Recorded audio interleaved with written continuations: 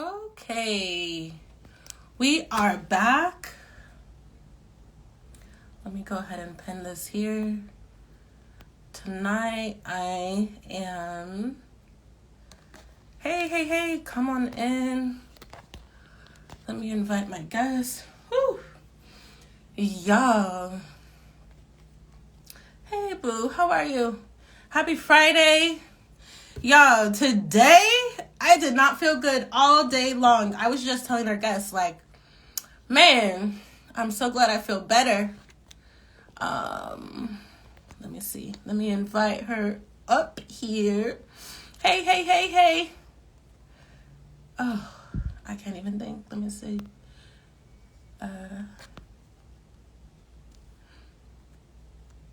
There. So she'll be in shortly. Yeah, I don't know what it was. I've been babysitting. Excuse me. I've been babysitting for my sister. And so I think my niece got me sick, y'all. So today was a struggle, but I'm up and at it. And so I'm so excited, waiting for my guests to join us. If at any moment something crazy happens with the audio or the visual, please let me know. Yesterday, it wasn't until that I got off and looked at the replay that I noticed the sound and the video was not linked. So I was kind of bummed about that. And so let me know if y'all can hear me okay and if the video is fine and stuff. So, it says Kendell is unable to join. Let me try again. I know, Natasha, I see you. I got to catch up with you soon, girl. Let me see. Send it again. Go live. Boom. Yeah. That's kids, though. And it was a great reminder to eat my veggies, keep myself healthy, keep your immune system up. I got to get back on that. I guess I've been sleeping. But I guess it's also a part of life, too, so I ain't tripping. Let's see. Okay. There she goes. Hello. Hello.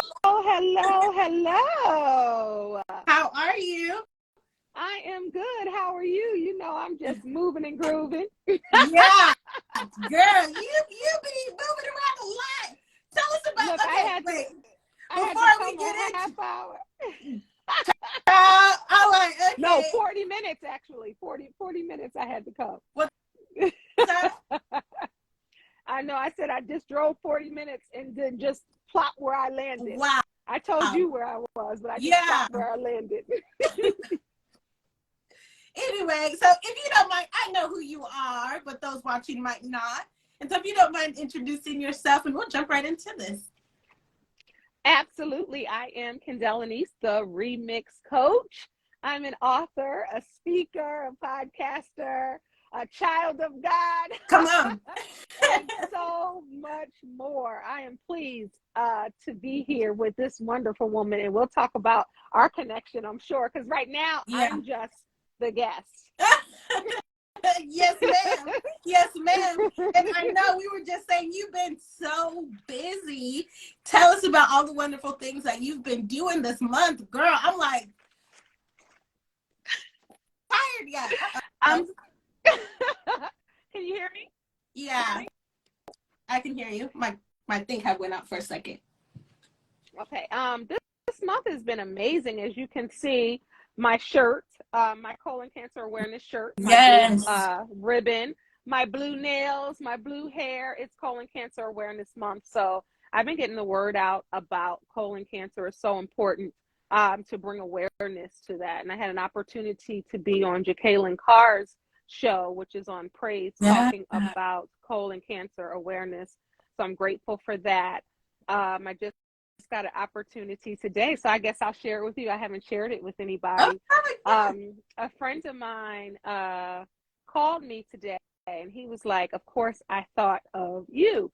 And I've done some work with him before. He's a DJ and, you know, as an MC, you know, the MCs get the crowd going. So he asked me today what I want to, and I was like, yeah, would I want to be an MC for 500, listen, 500 lawyers graduating from law school. It's a whole big party where they let their hair down. And guess who will be hyping the crowd? Guess who will be going around as the MC of this event? Her. What? They picked the right one. I found out today, and the event is tomorrow. And guess the person who had it last year, I'm going to tell you who that was. The person that had it last year is unable to do it. So, you know the group Drew Hill? Okay. One of the members, which is Scola from Drew Hill, he did the event last year, and he was unable to do it. So they asked me to do it. So I'm like, what do I do tomorrow? What? Okay. We got to catch up and let me know how it goes. Yeah, that's awesome. Oh my God, girl, give me 1 second. I'm so terrible. My phone is about to die. I need to find my charger because I do not want to be interrupted. Give me 1 second. My earring fell off, so I can put that on. Okay. So while we're sitting there, hey y'all, how y'all doing? What, baby? Oh, thank you, sweetheart. Family, so I can go ahead and put my earring on. Go ahead. All right. Found my little thing. And put my earring on. All right. Sorry, y'all, but I did not know why you're doing that. Ta-da. Okay, I think it's good. I just noticed. Okay. Let's try. All right. Hi, everybody. How you doing? Love this. What's up, Kia? Thank you for joining us. That's my cousin. Hi, cousin. Oh. Okay. Okay. Come on, Instagram. Look, you know, can you hear me? Yes, I can hear you just fine. Okay. Okay. Yeah, Instagram has been a pain in the butt lately. These last 2 episodes, I'm like, Instagram wants me to get on YouTube and do this instead of on Instagram. I'm really considering it. So we'll see. But I'll follow anyway. you anywhere. Thank you. Anyway, so girl, tell me, let's talk about your book. Let's go ahead and get into the conversation. I know the title, but I'm going to go ahead and allow you to talk about it. Okay, well, first I have to shout out my beautiful publisher right here, single mom herself, running a business, just made 30. What are you, 32 now? Has it been 32? You're 32. I remember when she was not even 30 yet, you know, so, and a single mom, which is near and dear to my heart. So I told her, she got me for life. All the books that I'm going to put out, this one is going to publish it. So I wanted to first say that. You're welcome. I'm honored that this is the second book that you've published for me. Yeah. This one is, your Unhealed Is Showing, Healing Purposely, Aging Fearlessly. Boom. Right here. Cute. It's so cute. And, you know, Aurelia knows when I was publishing the book, I said I want it small. I wanted to be able to just go in your bag, your pocketbook, your purse, your handbag, whatever you want to call it, book bag, backpack. I wanted to be able to go in. So at the bottom, it says little book, big impact. So this is my most vulnerable book. As a life coach, I've done, you know, several books, and I always give a piece of me in each book. But this one, I didn't intend for it to be super vulnerable and personal. But when you're talking about healing, you know, how could I not share some of the things that I'm healing through and continuously, because healing is progressive. So it's a constant. You'll find one thing that you're healing from, and then you'll get to the next one. And it's almost, I was talking to a girlfriend of mine, like it's almost like a game in a way, because you're like, okay, I see my unhealed showing right here. Let me see how I can, you know, fix this so I can be better. Because that's really what it's about at the end of the day.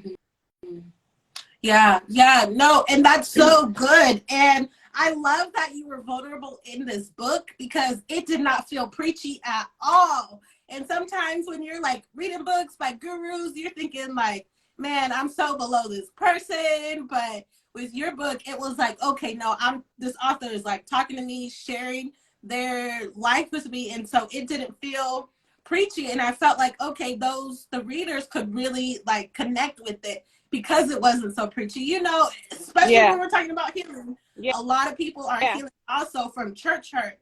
And so Yeah. I was like, I'm so glad this was not preachy, baby, because that's, when you're trying to help people heal, sometimes I think,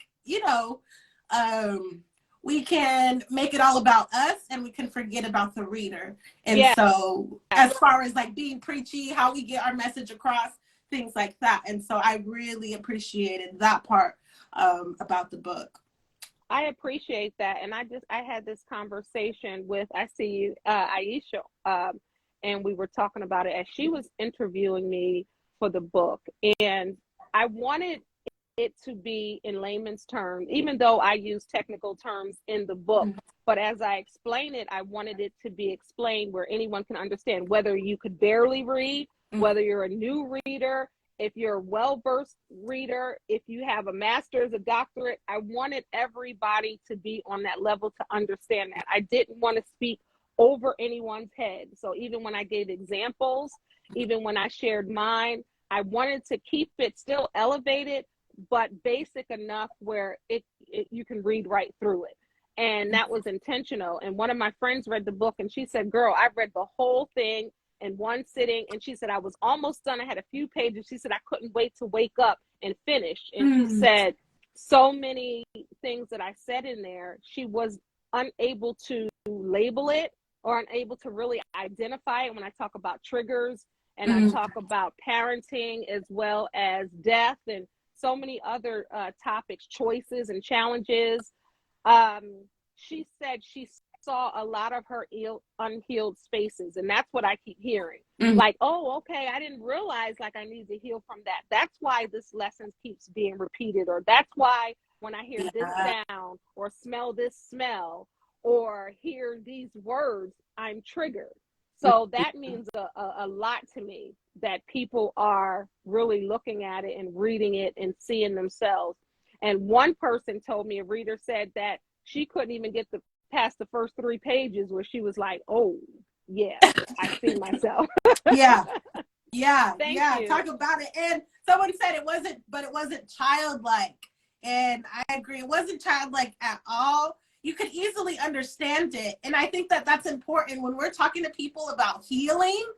We need to, I don't want to say water it down, but make it make sense for somebody else other than ourselves. And I keep saying that because I think that it's important when we're sharing our own healing stories that, and you can even share your experience with how you were able to write this book, because I think sometimes, I get a chance to read a lot of manuscripts that come in, and sometimes around this particular subject, it's almost like, almost like a journal entry that maybe should be kept to themselves, not so much published, because it just probably doesn't, it probably will, I'm trying to find a nice way to say it just probably wouldn't make sense to anybody else other than the person who wrote it. And so can you tell us about, your writing process with this book? Sure. So when I first started writing this book, I had everything outlined. I said, okay, I'm going to talk about this. I'm going to talk about this. I'm going to talk about that. And a lot of the things that I had outlined, a couple of the things made it to the book. But as I began to write, like God was downloading and it was like, write this. And I was like, no, I don't want to write this. He was like, write this because you healed from this, or you're in the process of healing from this, or you overcame that. So you need to share that. And those chapters end up being the longest chapter, especially the one with death and desertion. I wrote one on friendship and kinship because that friend hurt and that family hurt. And that's a bonus chapter that I wasn't going to write. So I really allowed God, whatever was in my heart, to be able to be put on the pages. And there were plenty of times where my keyboard was wet because I was really shedding and feeling. And, it was taking me back to a place, because that's what you have to do to heal. You have to find the root of some things. You have to really analyze your life and reflect and say, okay, why did I respond this way? Why does it hurt me when this happens? Why do I feel rejected when this comes? You know what I mean?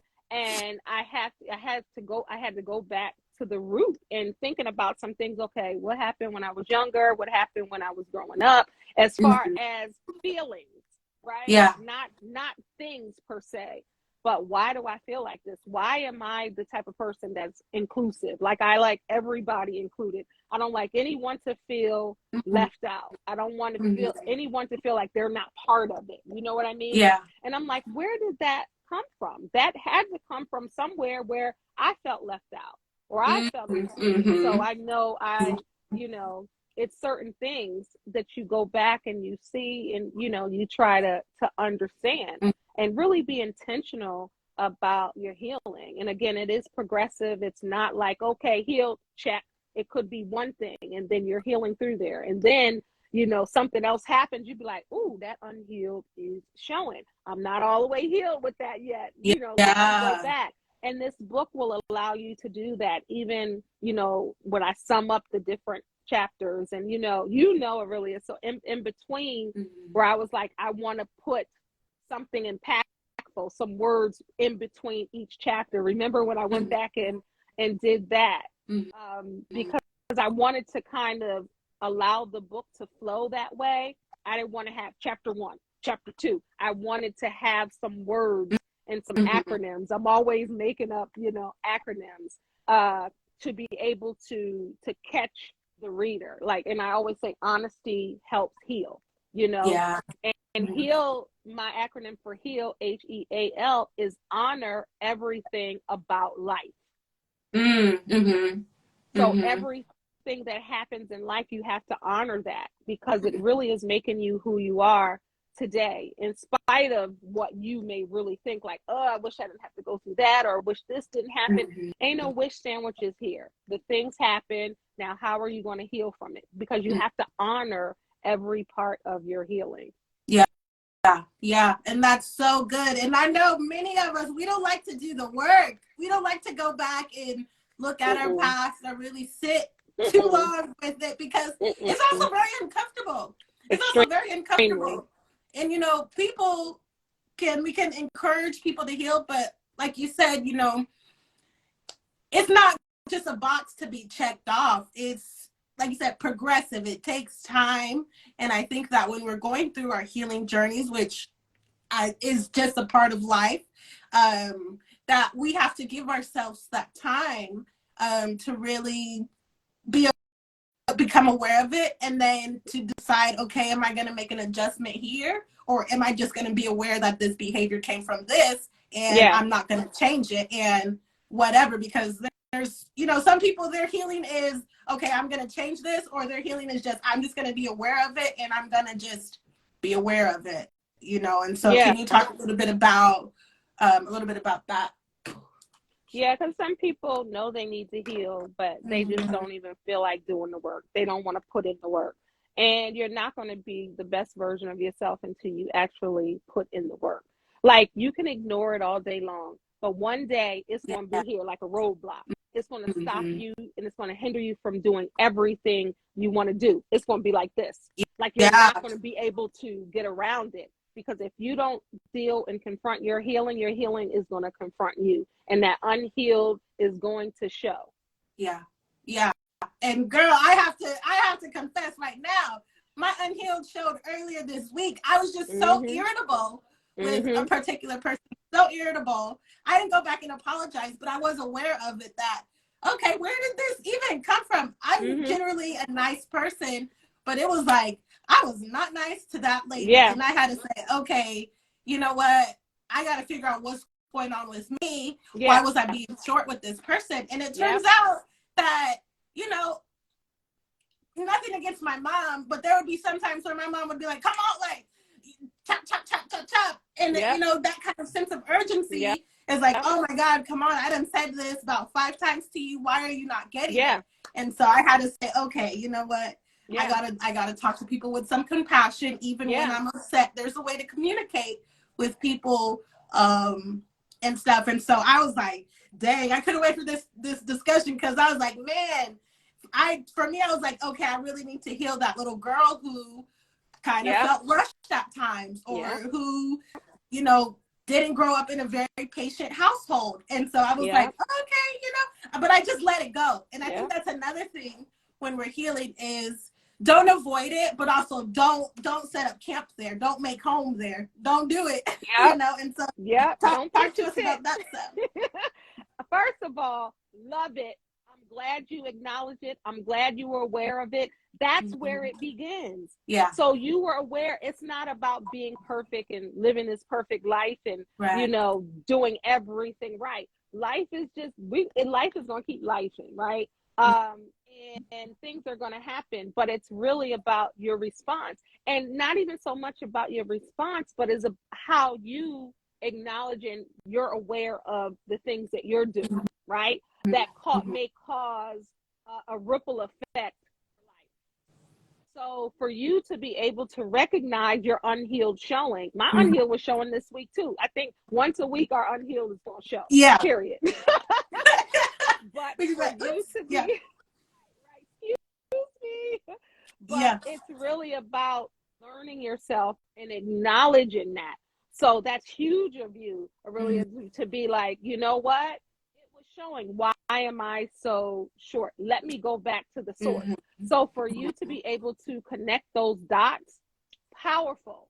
So when it shows up again, you already are halfway there because you know the origin story. And most of our origin stories start with our families of origin who raised us. Yeah.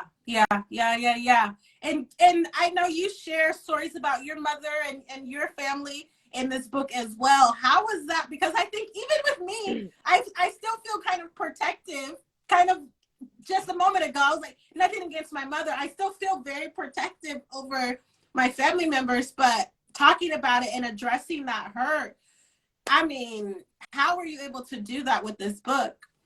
Well, that I say struggled because I didn't struggle with it, but I was apprehensive about saying certain things because you do want to protect the people you love, but you can't protect people to a fault and ignore your truth and your experiences and what you've been through, because that's not going to allow you to heal. So you can respectfully tell your story and leave, pieces to yourself, but you really want to help yourself and help other people. There are certain things that you are going to have to admit out loud and share because that's how you're going to heal. It's easy to protect people, but we can't do it to the fault of our healing where we're not able to acknowledge it. If you don't do anything else, acknowledge this happened, I felt this way, I felt uncomfortable, and that's why I shared the legacy of healing when I talked about parents, and I'll read a little bit about that, but that's why I wrote that, and I went back to write that. And I, rearranged some things because it's not about pointing the finger of the people who raised you, because everybody is they're raising children from a place of trauma and their own baggage and what they bring, and then what their parents before them bring, and vice versa, because each generation of parents are still carrying baggage from their parents and their childhoods. So you can't expect mothers or fathers to be perfect because they have dealt with a lot. So it's important to hear the stories of your parents so you can have compassion. Now, with some people who were abused or some people who were, treated in certain manners, it's not like forgive your abuser, forgive the people who have done really damaging things to you. Everybody knows you're not forgiving for them, but you're forgiving for yourself. And you have to be able to show compassion in that light. Now, deciding on how you want to handle it, that's how your relationship's going to be with said parent, And I chose to forward in light and love and really say, you know what? I really had made a conscious decision to do that because before it wasn't like that. It was still a tinge, and it was still tension, and it was still, and I was like, I no longer, it's not serving either one of us. And, you know, and I no longer want to do that. You know, I want to move forward, but I still have to acknowledge and address some of my feelings. Now, we know with feelings and emotions and events, everybody sees things differently, depending on how much it affected them. So really, you may go to your mom and she'd be like, that didn't happen that way. I didn't feel that. But you remember, like Maya Angelou said, sometimes you don't remember what they say, but you remember how they made you feel. Yeah. You know, and those, you know, the body keeps the score when it comes to trauma. And that book is so powerful. Like, you feel trauma and needs of healing in your back, in your leg, in your spine. Like, it affects your body. Like, if you hear, I talk about triggers even with smells. If you know that you had a tumultuous relationship or an argument with a friend, or something terrible happened to you, and the scent of jasmine, for instance, was in the room at that time or in there, every time you smell jasmine, it's going to take you back to that place. Yeah. And it's not going to be pretty. When I talking about parent, I said a legacy of healing, my declaration. Speaking to my mother about my childhood and some occurrences make me understand her as a woman. I empathize and have compassion for some of the things she's heard, experienced, and witnessed in life. Speaking to my paternal grandmother, Nana, is more of the same. I understand her story as a woman. The woman in me recognizes her pain, even when she is unable to call it that. I get it. Our experiences are full of stories that have shaped us, and then we go forth and parent. This is just what happens with all of us. We all are in need of healing. Every last family member in every family across the globe goes forth in life with all the baggage, experiences, and lack of ability to honor their traumas. It's indirect and unintentional. We cannot hold hurt against people. We have to help one another heal. People say hurt people, and that's very true. However, we need to change that to heal people, and really make an effort to mend our family's pains and drama. And then I go on and on to talk about that. So that's just like a tidbit before I go into the parenting chapter. Yeah. And healed people heal people. And that's why I love this book, because there's a lot of areas where you show, hey, I've healed from this, I've healed from that. And I think it gives people, when we share our stories, I feel like it gives people the permission or the courage to share theirs. I know another author that I was working with, she was talking about like incest and prostitution. This is, you know, a little bit different, but she was saying, you know, how still she was sharing this. Yeah, still healing. You still have to heal from this trauma. But she was sharing how, you know, how she was opening up about it and the way that people were responding. And I think that when we can talk about it and we can share our stories, that does something to us. Like, okay, like, you know, we see like, okay, I'm okay. I'm not the only one out here with this kind of baggage. I'm not the only one out here who has experienced this. Now, the experience might be unique, but the overall situation might be relatable to somebody else. And so absolutely. And like I said, when you were saying that, it's still healing. And it's not about comparing our healing and what needs to be healed, and what trauma I had opposed to what trauma you had, and I healed this way and I healed that way. Everybody's healing journey is different. It's like a snowflake. Not one healing journey is the same. Not one trauma is the same, where someone could have been affected traumatically by one trauma, where another person is like, man, I've been through that 3 times. It's not about that. And oftentimes people compare their hurt. And when people compare their hurt, what I see is everybody's in need of healing. Because if you're fighting to say how much I healed, or how much trauma I had, or how much I needed to heal, then everybody needs to heal, because it's not a competition, you know. And I really want it to get to a point where everybody is on that journey. And I want families to leave a legacy of healing, a legacy of saying, it's okay not to be okay. A legacy of saying, let me see a life coach, let me see a therapist, let me see a counselor, let me see all three, you know, where the shame is removed. And oftentimes people will shame other people based off of how they're hurt and unable to tackle their hurt. So most of the time when you hear someone shaming someone else or criticizing someone else or making fun of someone else, those are the places they see in themselves that they need to heal, but they're not ready yet. That in the book, most of the shamers in your life are the biggest ones that need to heal. And when they see you different, you know, each day you becoming different, they don't like that, because everybody's not going to be on board with your healing. So if someone is shaming or saying something slick out of their mouth, it's because they don't have the courage that you have yet.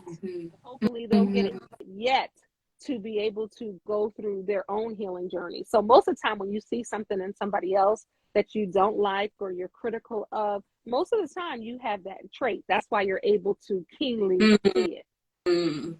Yeah, and that's so good, because earlier this week I was doing a journal prompt and this made me think of it, and it was talking about self-judgment, and it said, you know, look at areas in your life where you felt like people were judging you, and was it that they were judging you, or were you perceiving that they were judging you, and it was really something that you didn't like about yourself.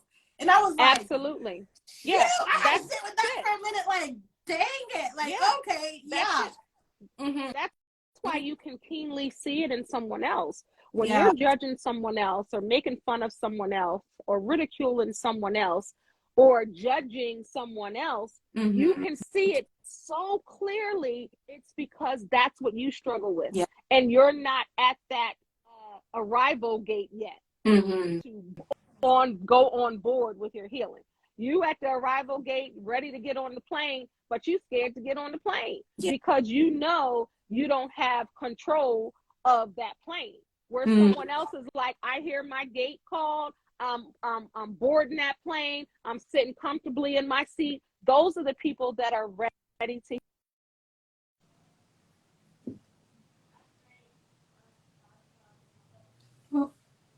feel stuck at the airport. To get on that flight is because they're not ready. Why? Because they have no control. And when you start healing, you're going to have to be able to be vulnerable. That's losing control. And most people are control freaks. They don't want to let go of that control. But you're going to have to, because I'm trying to tell you, if you don't address your healing is going to embarrass you. Your healing is going to, your lack of healing is going to make you lose family, make you lose friends, make you lose jobs, make you lose potential jobs, because your unhealed is going to keep going like this. And it's going to keep elevating. So you're going to have to address it, or it's going to address you. You know how when parents used to say, we get in this store, don't embarrass me. You better not embarrass me. You better act right. Don't go over there and ask for nothing to eat. Don't act like I didn't feed you. You better. And that's how your healing's going to show up. It's going to show up and embarrass you. Yeah. There's going to be nothing you can do about it because you didn't address it first. Yeah. No, that's good. And earlier, I know we had already talked about the subject of avoidance, but I think some of the roots to that are just, a lot of us, we don't like confrontation, and being the person who's like working on your healing and then kind of the person on the outside watching someone, it's like, them healing is confronting that I haven't healed in this part of my life yet. And so we can be a little uncomfortable. I know I haven't really experienced this yet, but maybe, I know you talk about, you know, kind of friendships, right? Yeah. And there have been friendships where I'm like, I've completely have outgrown, you know, some women, and it is what it is. And I always think like, man, I wonder if this has helped them confront anything in their own lives. Not that that's my business, but I just think, and I just think like, you know, when you're friends with someone for a long time, you still kind of think about them. And so that was my case, is like, man, I wonder if they have worked on that, because it can be hard to be confronted with your own mess, especially when you're not someone who likes confrontation. You avoid confrontation at all costs. Yeah. But sometimes confrontation is necessary and needed. And I think it's the word that people don't like. But think about confronting the issue instead of confrontation, because confrontation has a bad connotation for a lot of people. They think it means fighting. They think it means confronting where it's going to boil over. And yes, that is a possibility. But instead of thinking about confrontation, think about confronting the issue.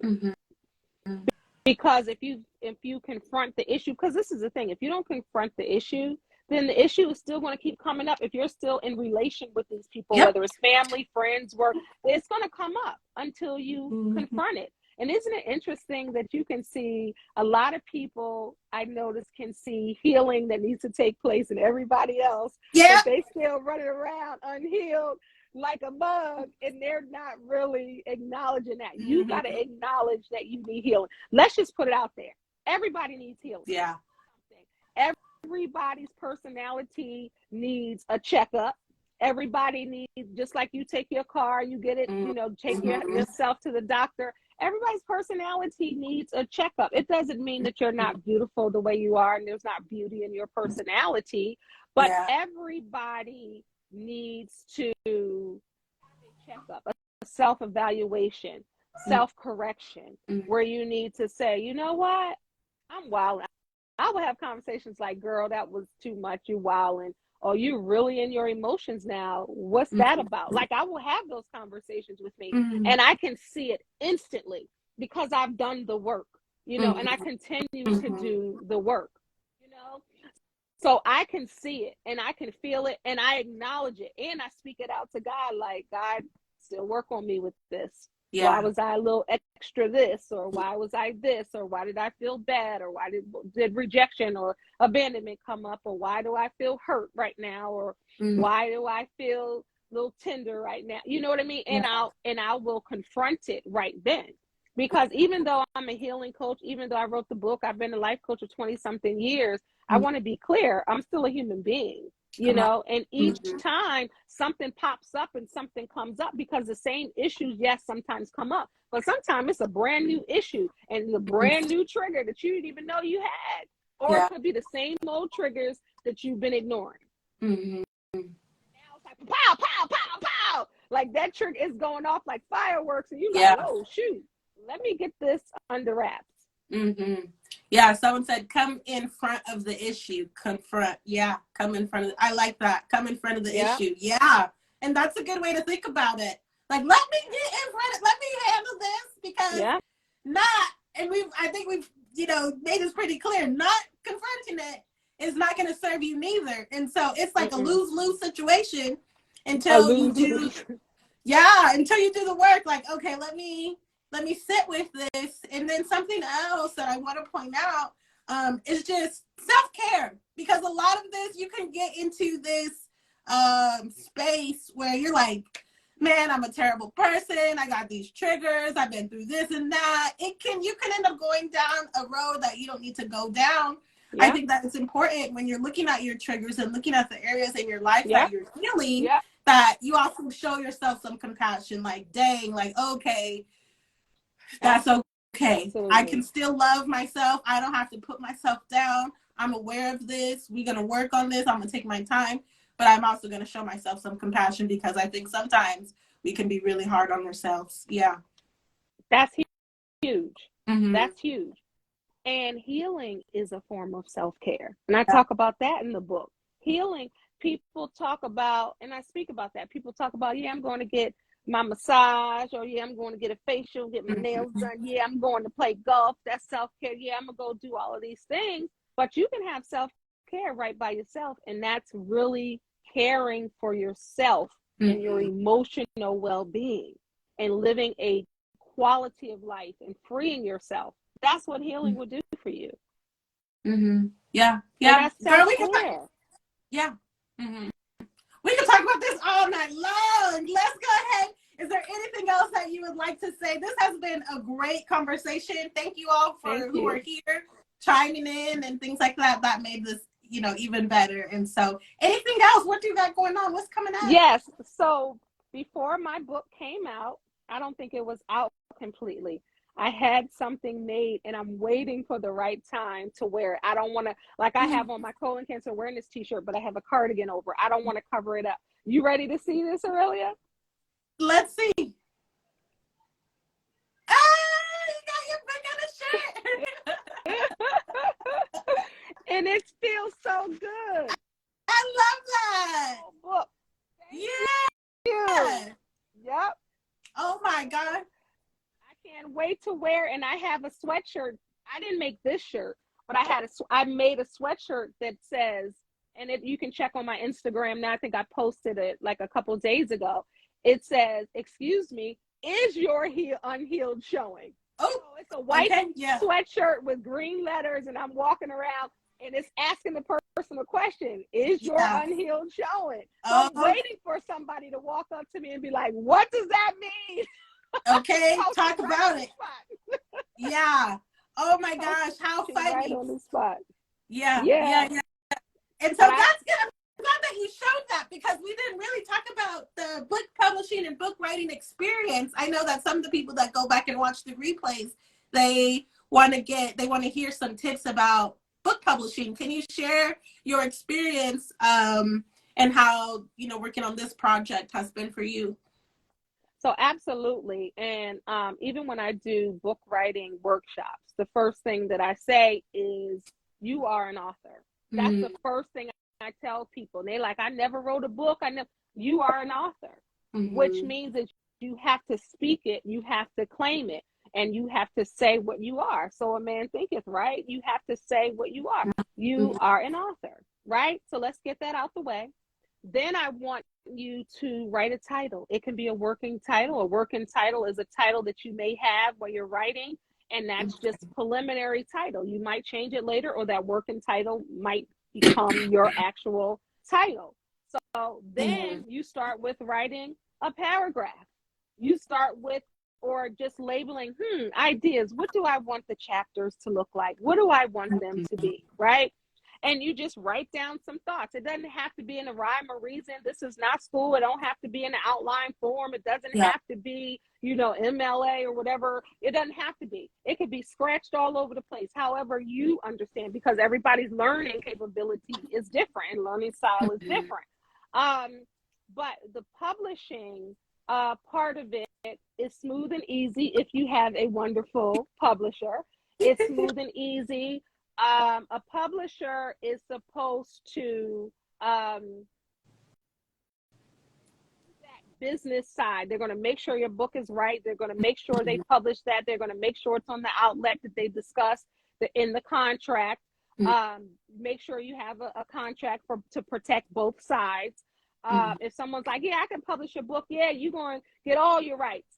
You don't sign anything, then it's, they could be like, well, I'm the publisher, my name is on there. So you want to make sure both sides are protected. You want to make sure you pay your publishers. You want to make sure you are serious about deadlines that your publisher gives you. You want to make sure that your publisher and I have a relationship, some type of understanding.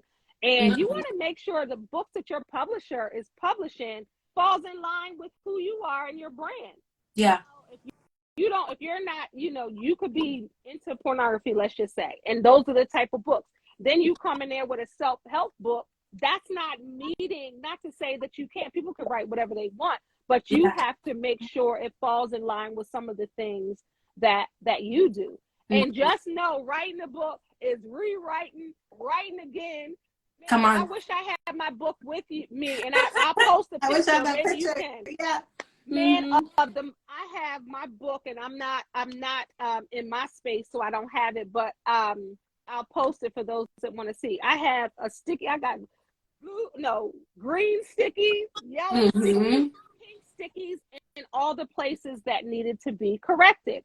And even with this experience, it was some things that were supposed to be corrected. They weren't, because when you put spell check, sometimes it doesn't balance out to what you wanted. If you wanted to say ain't, it's going to change it to isn't. You know what I mean? So it could be even small things like that, or mistakes that the author makes or the publisher makes. Everybody's going to make a mistake in this process. So don't think that the first time your book is published, there's no mistakes. The first time you write, there's no mistakes. You're going to have mistakes. The publisher's going to have mistakes. But how are you going to come together and bridge that gap to have the best product that shows both of you in good light, the writer and the publisher? And that's what you want. And even with my book, I was able to, because some of the personal parts, I read it, but I didn't read it a million times like I should have. And, you know, speaking from the heart, sometimes you have mistakes, or, you know, the arrangement, or however you guys, you know, come to do that. But just know writing is rewriting and rereading. I told her earlier, I said, I didn't read my own book no more. I done read it. She said, I'm done. Cover to cover. I ain't reading my book no more. I'm just not. But the last time we just had, maybe a couple of weeks ago, was that really, that we just corrected a lot of things, moved some things around where they were supposed to be, to make sure we gave you the best product that both of us can give you. So, you know, I'm honored with that, you know, that I was able to go through the book again as it was published, because it's different looking when it's a manuscript. It's different looking when it's on the computer, online. It's different when you have it in your hand. So when you're the writer, you know what you meant to say. So sometimes you're not editing it properly because you already know in your mind. So everybody knows it's difficult to edit your own book. That's why you need a publisher. That's why you need, you know, people in place to help you. So publishing, you got to get the right publisher. I'm gonna be with this one till the wheels fall off. Y'all already know. Yes, ma'am. I love that. I love that. And I also, people think just because you get the book idea that you're supposed to hurry up, write it, put it out there. Absolutely not. It really makes me, I don't know why. This could be a spot that I need to work on too, even now we're talking about healing. But it really makes me anxious for people who are like, boom, I got my book written, now let's publish it. Hold on. Wait, let me take up for you right here. Let me take up for you right here. Listen here, y'all. You ain't the only book writer, author that needs to be published. So you have to fall in line, and you have to be able to schedule something out. You can't just write something and say, here, publish this today. It don't work that way. And if she has a full load, or your publisher, whoever you decide, if you don't decide, they have a full load. So you have to be patient. You can say what projected date you want, and then your publisher says that's feasible or not, and you just sit and you wait. Even and somebody said proofread. Even when somebody else proofreads your work, it's still wrong. It's still wrong because it just happens. I've had textbooks in school where they're dead wrong and mistakes in there. It happens. That's true. And I will share an experience that I had. I was working with a lady who was self-publishing her book, and she had a set date, which I don't recommend that you start preparing an author book signing until you have your books at your house. She was so upset that it took us a while to do the formatting of her book. But I said, well, hang on. I said, wait a minute, you're giving me new ideas. Hey, can we correct this? I said, you know, every change that you make to your book, especially when you're working with somebody else, it takes time. This ain't just going to be, you know, hey, let's hurry up and do this. Get back to me today, tomorrow, especially over like the holidays. This was happening during the holiday season. And one thing about me, I like to take my breaks. I'm, like you said earlier, I'm a single mother. And when my daughter is on a break, I'm on a break too, because then my whole attention is going to be focused on her. Except with the summer, we you know, I still got to work, so she got to rock with me. But I'm like, I'm taking a break. I can't be, you know. And if you're someone who is even like a publishing professional, you absolutely have to set your boundaries in place, because if not, people will. You give them an inch, they will take a foot. And that's just how it is if you don't have boundaries and things in place, or a schedule. I didn't set my schedule for the whole year. I know what I will be on my break, on my vacations. Some things might come up, and you got to be okay with that. But don't go, you know, don't get ahead of yourself because you're excited. I think we get really excited to tell our stories. But then when something comes, man, we get pissed Yep. off, Yep. and it's not a good feeling for nobody. If anybody else is helping you or working with you, it really is a Yep. struggle. I got one last thing to say, and that's it. Okay. When I have prepare my books, I make sure I try to do as much of the layout as much as the footwork. And I just want to give it to my girl to publish it.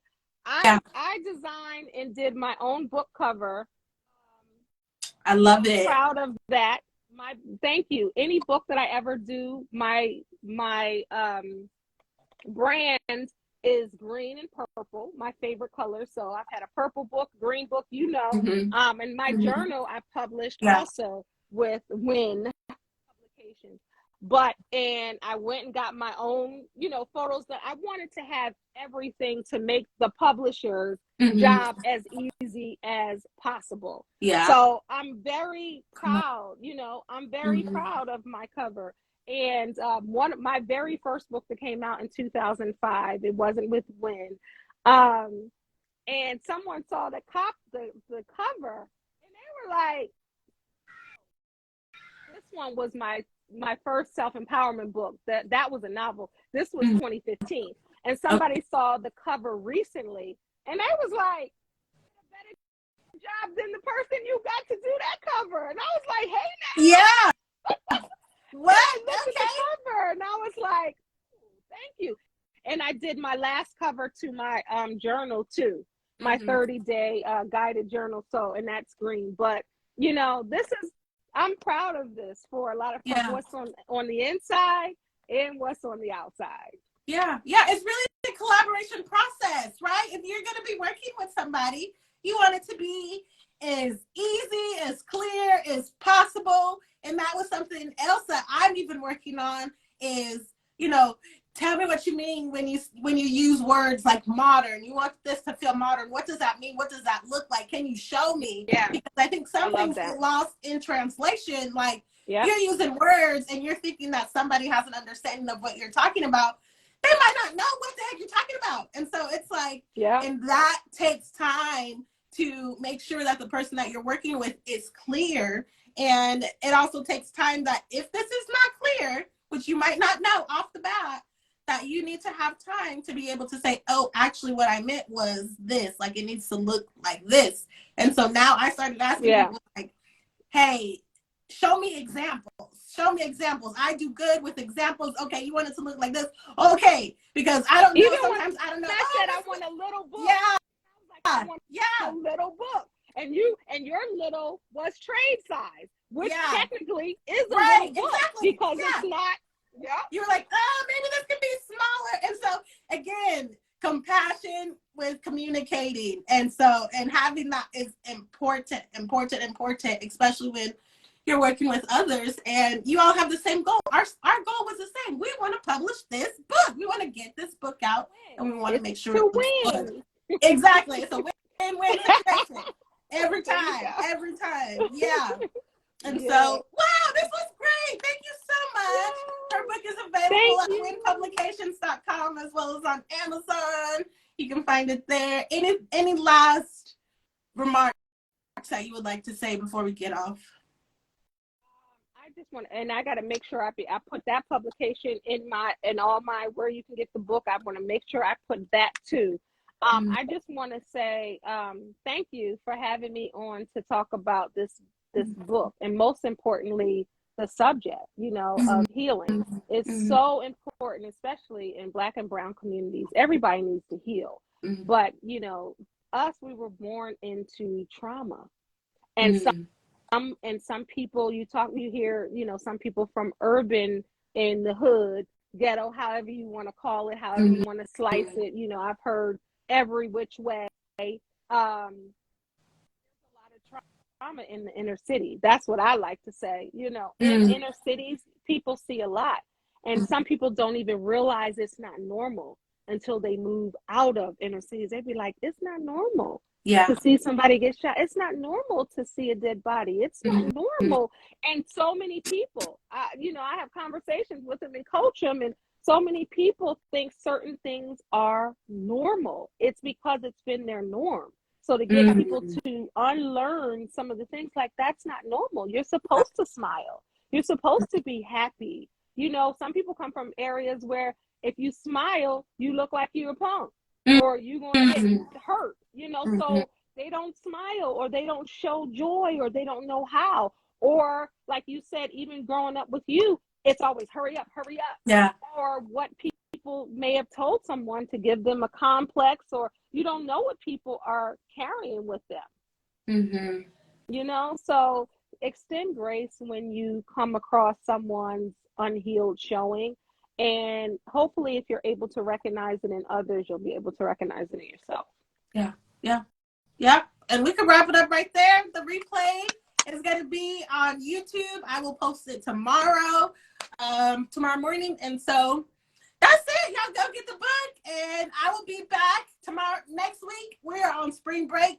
After that, I will be back with another interview. And so y'all keep following me. Follow Kendell as well. And have a good night. Thank you so much. I will talk to you soon. Thank you. Bye. Oh, and book your counseling, your coaching if you want to KendellLenice.com. If you want us to work together with you, you know, trying to heal your situation, definitely follow me on all platforms at Kendell Lenice. Go to my YouTube channel, Kendell Lenice, and subscribe right now. And reach out to me if you want to send me an email, KendellLenice@gmail.com. If you want to work through your healing, I would love to work with you. Do it. We need that. All right, girl. Have a good night. Y'all take care. You too.